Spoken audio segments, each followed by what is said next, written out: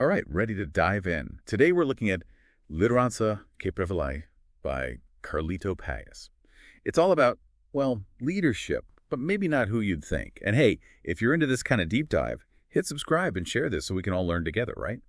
Now, I got to be honest, when I first saw this book, I thought, Christian leadership, is that really for me? Yeah. But then Paes got me hooked with this idea that anyone can be a leader. Like it's part of who we are even if we don't realize it.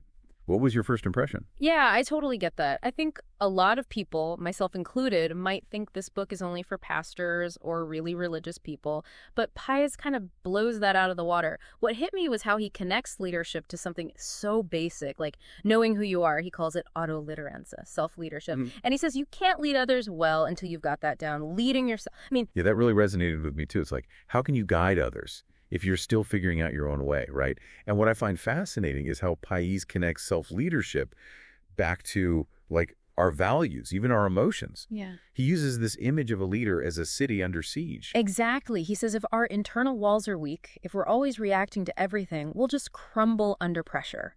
It's like if you let every negative comment or setback, throw you off, you'll never get anywhere. But if you build that inner strength, that emotional resilience, you can handle anything. Makes me think about those times I let my emotions take over, How do you think someone could start building that kind of inner strength? It's a great question. I think for me, it's about noticing when my emotions are about to like hijack things. Yeah. Like taking a deep breath, stepping back and asking, okay, what's really going on here? And sometimes it might even mean getting advice from someone I trust, someone to give me a different view. Speaking of seeking advice, Paes has this really interesting take on choosing your allies carefully. He used that story from the Bible, the 12 spies sent to Canaan. Yep. Oh, yeah, that's a powerful one. For those who haven't heard it, it's about how fear and negativity can just spread like crazy, and how picking the wrong people to be around can mess up even the best plans. It made me think about having people who support your vision, but who also call you out if you're going the wrong way. Totally. Like Yeah. a personal board of directors, people who believe in you but also push you to be your best. And that actually leads perfectly into another big point Paes makes. Vision. He's adamant that leaders without vision are like ships with no rudders, just at the mercy of the waves. But here's where it gets really interesting. He doesn't just say you have a vision, he goes deeper, makes us think about what he calls blindness. Yeah, that's one thing I love about Paes' writing. He doesn't just give you surface level advice. He goes deep, helps you figure out why you might be struggling. And when he talks about blindness, he means the things that keep us from seeing our full potential. Fear of failing, settling for, losing our passion, that kind of stuff. And he says these obstacles, they can sneak up on you, slowly making your vision blurry without you noticing. It's like when you need new glasses, but don't realize how bad your vision is until you try a new pair on. And what I found really helpful is Paes gives some practical ways to deal with this blindness. He wants us to, step back, look at where we are, and ask ourselves tough questions like, am I really excited about what I'm doing? Or is fear controlling my choices? Absolutely. It's like he's giving you tools for self-discovery. And what's even more interesting is how he ties vision back to this idea of having an entrepreneurial spirit. Okay, I'm curious. Because I know some people listening might be thinking, wait, I'm not starting a business. How does this apply to me? Right. But Paes is saying this entrepreneurial spirit isn't just about starting companies. It's about having that visionary, strategic, proactive mindset in anything you do. He's basically saying whether you're a teacher, a nurse, a stay-at-home parent, even a student, you can use these ideas to make positive change and have a real impact. So it's about being a trailblazer, a change maker, no matter what your title is. Now, how does Paes suggest people actually develop this entrepreneurial spirit? He talks about several important qualities. But one that really stuck with me is being proactive. He's basically saying, don't wait for opportunities, go make them happen. It's about being a solution seeker, not just sitting back and complaining about problems. Paes even uses this analogy of an entrepreneur being like a gardener, constantly planting seeds, nurturing growth, and adapting to the changing seasons. It's that kind of mindset he wants us to have. That's such a vivid picture. It's not just about having a green thumb. It's about having a growth mindset, right? Oh, wow. Always learning, evolving, and finding ways to make things flourish, even in tough situations. And I think that connects really well with another one of Paes' big themes, embracing change. He makes this really compelling argument that change isn't just inevitable. It's actually crucial for growth, both personally and as a leader. He even says if you're not changing, you're not really living. Now, I know change can be scary, even for experienced leaders.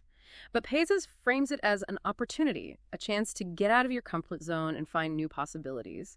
It's like shedding old skin, making room for something new and even better to come out. It's so easy to get stuck in our routines, doing things the way we've always done them. But Paes is challenging us to shake things up, be open to new perspectives and ways of doing things. He also reminds us that leading through change needs a certain level of adaptability. What are some of the key things he highlights? One that really hit me is the ability to be responsive, not reactive. It's about taking a moment to assess the situation before you jump into action. Because sometimes our first reactions can be driven by fear or panic, and that can lead to rushed decisions. But if we pause, take a breath, and really think about the situation from different angles, we're more likely to come up with solutions that actually work. It's like that classic advice, respond, don't react. Easier said than done, of course, but I think it's a powerful reminder. And speaking of powerful reminders, Paes also stresses the importance of staying true to your core values, even in the middle of change. How does he suggest leaders handle that tension? It's about finding that balance between being adaptable and having integrity. You don't want to be so rigid that you break under pressure, but you also don't want to be so flexible that you lose sight of what really matters. He uses this analogy of a tree that bends in the wind but stays rooted in the ground. That's a great image. You got to be strong enough to weather the storms, but flexible enough to bend without breaking. And I think that's where self-awareness comes in. You have to know your non-negotiables, the values you absolutely won't compromise no matter what. Absolutely. And it's about being able to explain those values clearly, both to yourself and to other people. Because when you're clear about what you stand for, it's easier to make decisions that fit with your vision and purpose. And speaking of purpose, Paes really emphasizes leading with a long-term view. He calls it sustainable leadership. And it's all about building something that lasts, something that makes a difference beyond just right now. He's basically saying leadership isn't just about putting out fires. It's about creating something that can thrive even after you're gone. It's about planting seeds that will grow for future generations.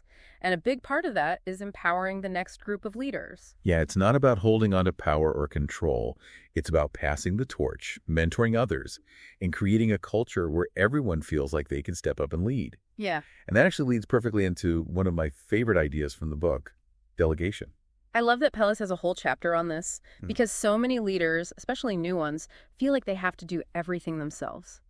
But Paes says delegation isn't just about freeing up your time. It's actually about giving others the chance to grow and develop their own leadership skills. It's about realizing you don't have to be the expert on everything. In fact, having people around you with different strengths and talents can make your team even stronger. And it's about trusting those people to do their best. He even talks about how important it is to give people space to mess up, because that's how they learn.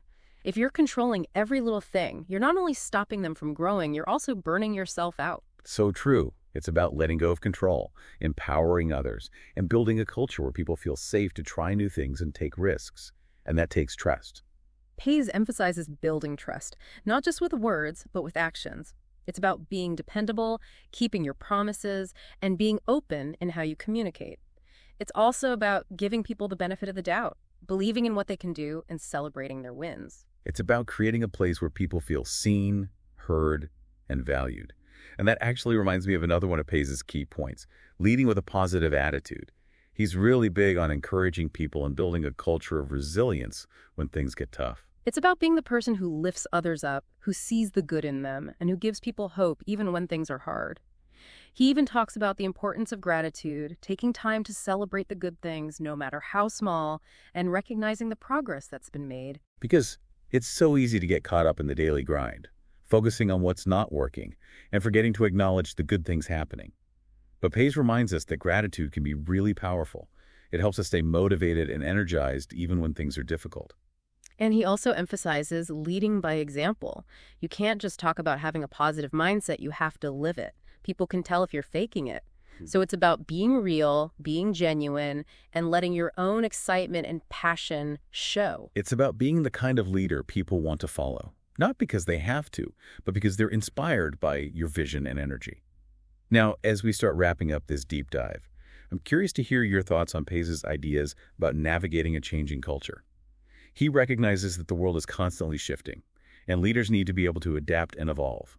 He encourages us to be responsive, not reactive, to find ways to connect with the emerging culture without compromising our values. It's about being relevant without being trendy, engaging with the world without being swallowed up by it. He even talks about the importance of having a beginner's mind, that feeling of curiosity and openness to new ideas.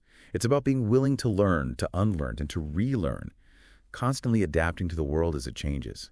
And it's about being brave enough to question the way things are, to ask why, and to look for new possibilities. It's like he's saying, don't be afraid to get out of your comfort zone, to experiment and to embrace what you don't know, because that's where real innovation and growth come from. Now, before we jump into the final part of our deep dive into Liderança que Prevalece, we want to take a quick sec to thank you for being here with us on this journey. We hope you're finding these insights as helpful as we are, and if you are, make sure to hit that subscribe button and share this episode with your friends. We'll be right back to break down the last key takeaways from this awesome book. All right, we're back and ready to finish up our deep dive into Liderança que Prevalece. We've talked about a lot: self-leadership, vision, embracing change, leading with that entrepreneurial spirit. But Paes doesn't stop there. He lays out some really specific traits that he thinks define those leaders who don't just survive, but thrive. What really stood out to you from this part of the book? You know, it's funny because Paes starts by talking about something you might not expect in a leadership book: forgiveness. He says leaders need to be able to give grace to themselves and to others. Forgiveness. That's not something you usually see in a leadership book. Why do you think he makes that point? I think it goes back to that idea of creating a culture where it's okay to fail, where people can learn from their mistakes and grow. Because, let's be real, we all mess up sometimes, right? And if we're always beating ourselves up or holding grudges against others, it creates this toxic environment where people are afraid to try new things or take risks. It's like that saying, if you're not making mistakes, you're not trying hard enough. But it takes a certain amount of humility and self-awareness to admit when you're wrong and move on. Exactly. And I think Paes is saying forgiveness isn't just a nice thing to do. It's actually essential for a healthy and productive work environment. It's about letting go of resentment and bitterness, those things that can really poison leadership. It's like hitting the reset button, clearing the air, and making room for new things.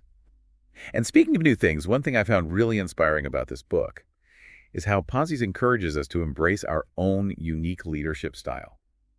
He talks about these different qualities like being zealous, vibrant, and practical. But how do you think someone figures out what their own leadership flavor is? That's a great question. I think it starts with looking inward, really understanding your strengths, your weaknesses, your passions, and your values. And it's about being open to trying new things, to experiment with different approaches and see what feels genuine to you. Because there's no one right way to be a leader. What works for one person might not work for another. It's like finding your voice, your own unique way of expressing your vision and getting others excited. And I think Paes also emphasizes the importance of being grounded in your values, whatever they may be, because that's what gives you that inner compass, that sense of direction to help you navigate the challenges of leadership. Absolutely. It's about knowing what you stand for and being willing to make decisions that match those values, even when it's tough. Because in the end, leadership isn't about popularity or climbing the ladder. It's about making a positive impact on the world, however you define that. It's about leaving the world a little bit better than you found it. You know, as we wrap up this deep dive into Liderança que Prevalece, I keep coming back to one of Paes' main messages. Anyone can be a leader. It doesn't matter your job title, how much experience you have, or even where you come from. Leadership is about stepping up, taking charge, and making a difference. It's about seeing a need and finding a way to meet it. It's about getting others excited to act. And it's about believing in yourself and your power to make positive change. And on that note, we want to encourage you, our awesome listeners, to keep diving deep, to keep exploring your own leadership potential, and to never stop learning and growing. Be sure to check out Carlito Paes' book, Liderança que Prevalece, for even more wisdom and inspiration. And as always, thanks for being here. Don't forget to subscribe and leave a review. It really helps others find the show. Until next time, keep leading with courage, compassion, and conviction.